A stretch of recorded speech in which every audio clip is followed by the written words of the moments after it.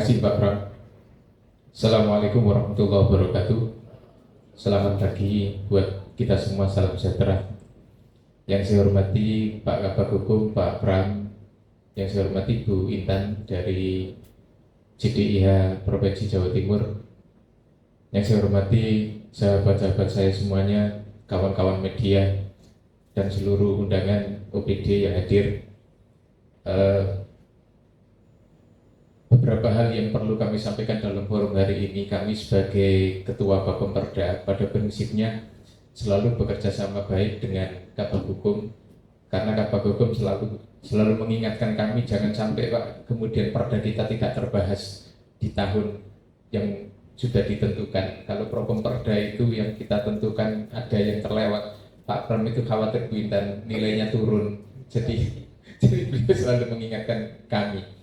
Dan kami juga selalu mengingatkan beliau, Pak Pram, jangan sampai perda-perda yang sudah kita buat tidak berjalan karena perbuknya tidak turun-turun. Ini juga jadi PR kita bersama.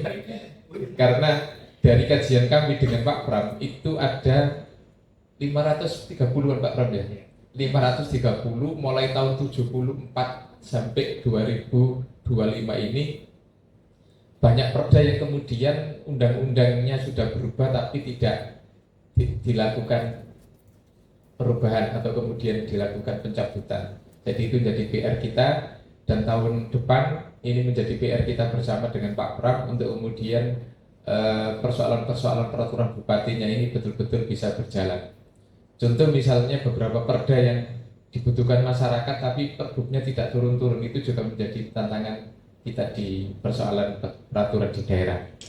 Bapak Ibu sekalian, kalau kita melihat latar belakang daripada JDIH ini sebenarnya sangat kuat terkait dengan undang-undang yang ada, kemudian peraturan yang ada, membuktikan kalau kemudian kebutuhan informasi keterbukaan kepada masyarakat, terutama dalam persoalan hukum ini betul-betul dibutuhkan.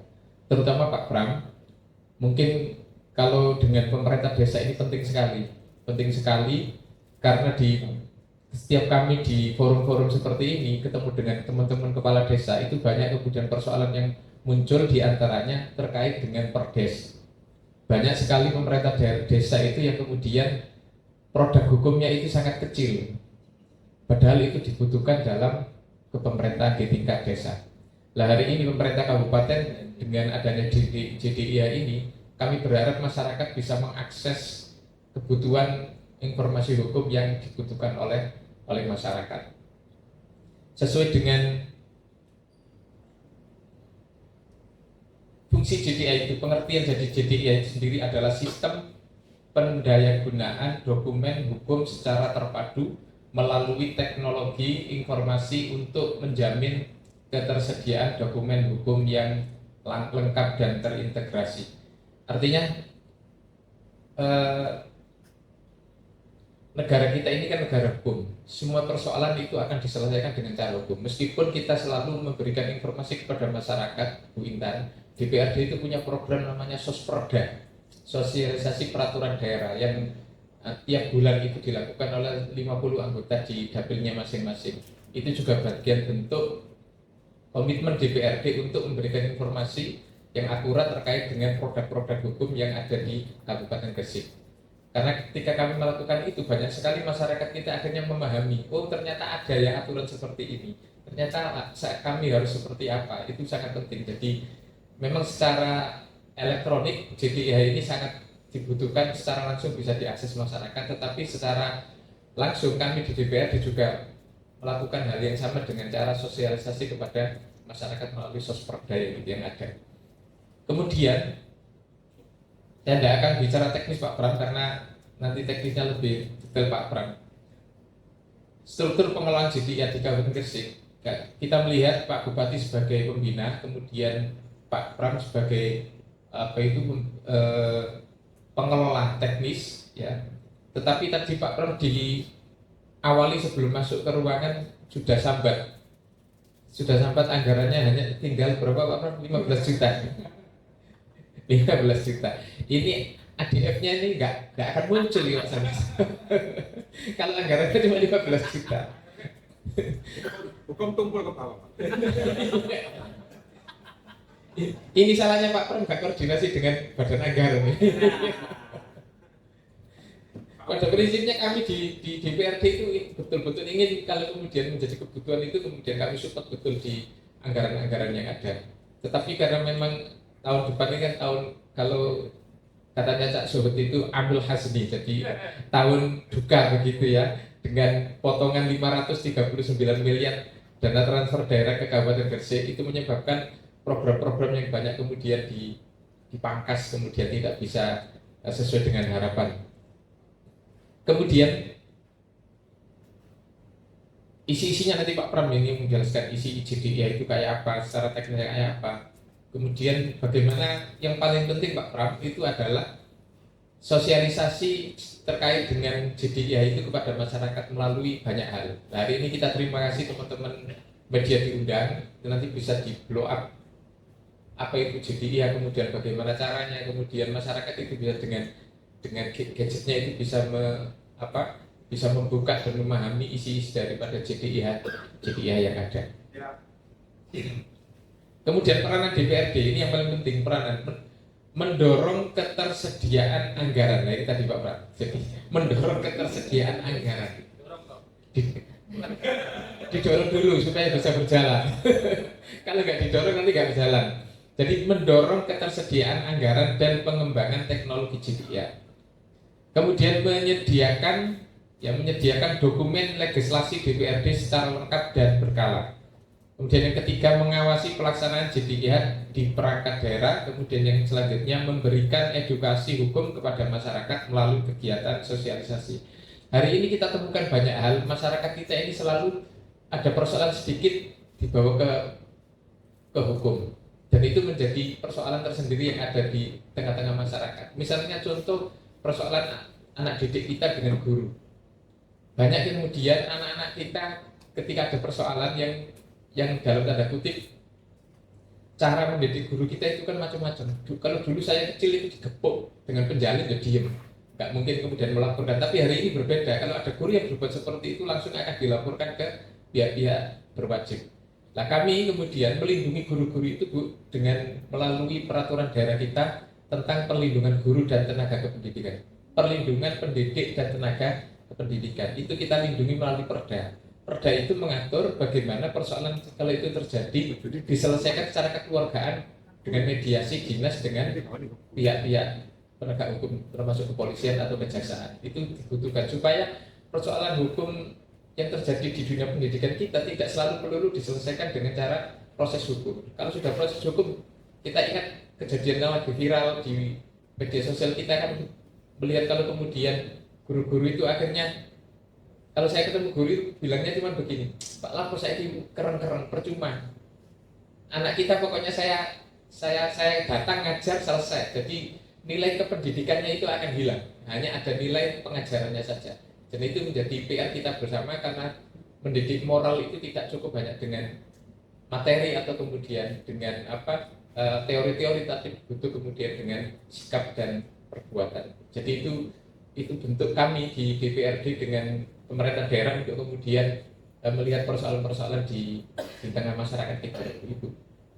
Kemudian persoalan yang lebih kemudian terjadi hari ini di tengah, kami kemarin di tiap kecamatan bertemu dengan kepala desa, persoalan kebijakan pusat terkait dengan pendirian KDMP itu juga menjadi hari ini menjadi perhatian bersama oleh kepala-kepala desa.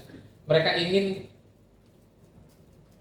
kepastian hukum yang mereka dapatkan ketika kemudian anggaran dana desa itu difungsikan untuk pendirian KDMP, dan itu menjadi PR kita. Mereka minta Pak, kalau perlu dibuatkan perda terkait dengan pengelolaan keuangan desa atau apa, kemudian terkait dengan apa yang menjadi kewenangan desa.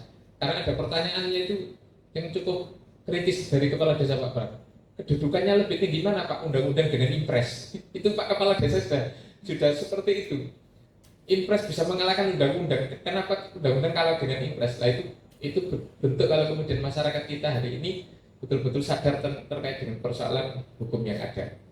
Kemudian pembangunan kolaborasi dengan Kemenkumham, akademisi, dan masyarakat sipil.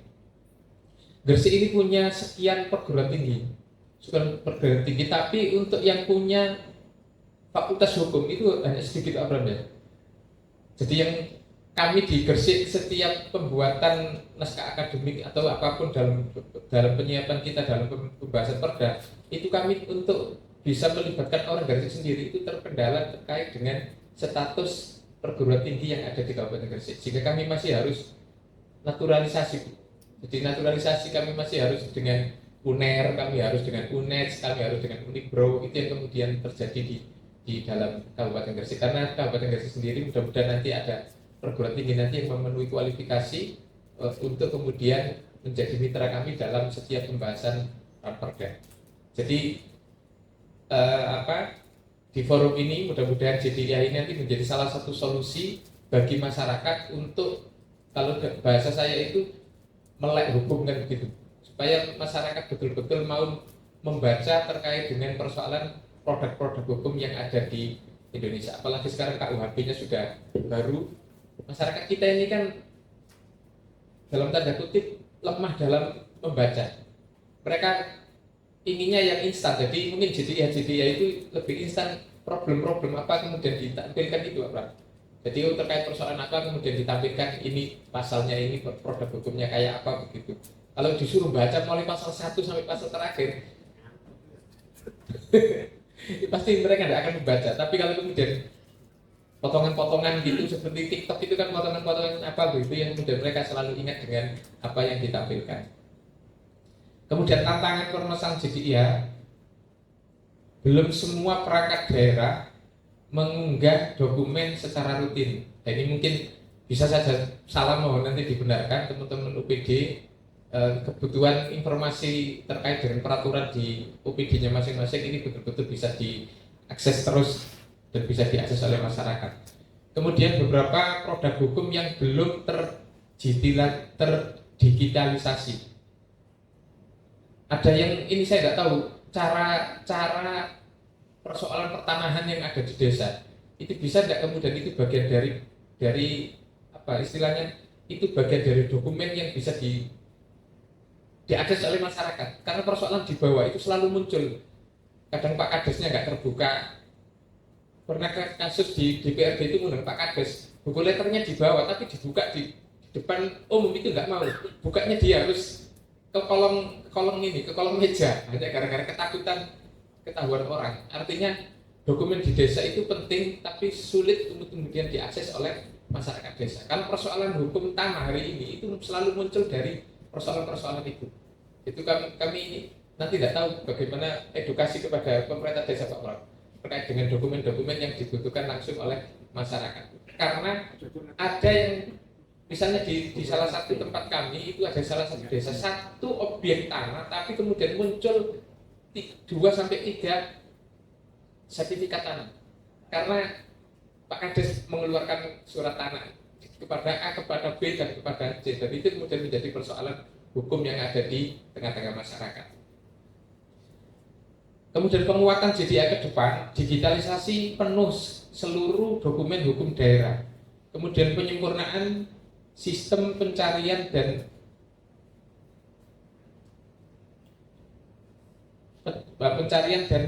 antar pengguna. Kemudian pelatihan SDM, jadi mungkin penting apa seperti ini di forum seperti ini, pelatihan SDM pengelola JDIH tingkat kabupaten dan kecamatan. Ini belum sampai ke desa, baru di tingkat kecamatan saja kita masih kekurangan. Kemudian sosialisasi rutin kepada masyarakat, pelajar, ASN maupun pelaku usaha. Kemudian integrasi JDIH dengan sistem pelayanan informasi publik lainnya, dan yang terakhir mendorong open data hukum yang mudah dipahami oleh masyarakat. Jadi prinsipnya bagaimana masyarakat mudah untuk memahami isi daripada JDIH dan isi JDIH sendiri itu mudah dipahami oleh masyarakat. DPRD prinsipnya Pak Pram, jadi kami akan selalu komitmen dengan bagian hukum terkait dengan produk-produk hukum di daerah untuk kita selesaikan sesuai dengan tenggat waktu dan bisa kemudian diinformasikan kepada masyarakat atas hasil perda-perda yang kita buat maupun peraturan bupati yang kita buat. Mungkin itu sedikit yang bisa saya sampaikan. Nanti berharap teman-teman media bisa memberikan masukan kepada kami terkait bagaimana JDIH ini betul-betul ada nilai yang lebih atas manfaat yang sudah disiapkan. Mungkin itu kurang lebihnya kami mohon maaf. Akhirul kalam. Assalamualaikum warahmatullahi wabarakatuh.